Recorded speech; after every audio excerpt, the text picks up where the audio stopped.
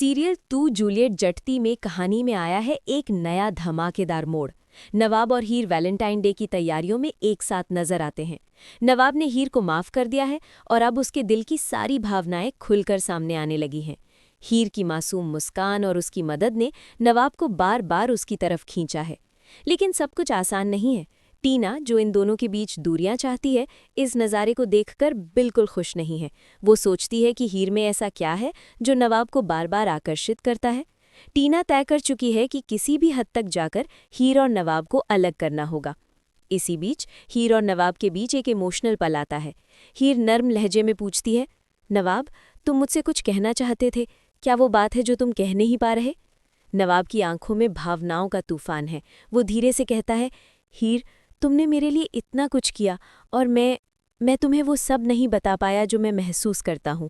मैंने तुम्हें भला बुरा कहा, तुम्हें सबके सामने बेइज्जत किया, फिर भी तुमने मेरी मदद की।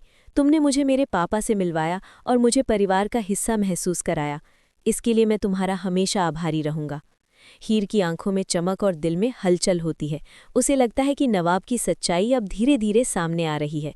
दोनों के बीच की खाई धीरे धीरे भरने लगती है। टीना की चालें लगातार बढ़ती रहती हैं। वो अपने तरीके ढूंढती है कि कैसे इस नए जुड़े रिश्ते में बाधा डाल सके, लेकिन नवाब और हीर के बीच की मजबूती और आपसी समझ उसे हर बार चौंका देती है। जैसे जैसे दिन बढ़ते हैं, वैलेंटाइन डे की तैयारियां रोमांस, ड्रामा और भावनाओं से भरपूर होती हैं। नवाब और हीर एक दूसरे की भावनाओं को समझते हुए अपने दिल की सच्चाई स्वीकार करने लगते हैं। लेकिन टीना की साजिशें अभी खत्म नहीं हुई हैं।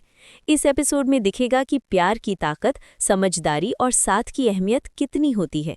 नवाब और हीर का रिश्ता केवल रोमांस तक सीमित नहीं है, बल्कि ये उनके बीच की दोस्ती, विश्वास और सहयोग की कहानी भी है।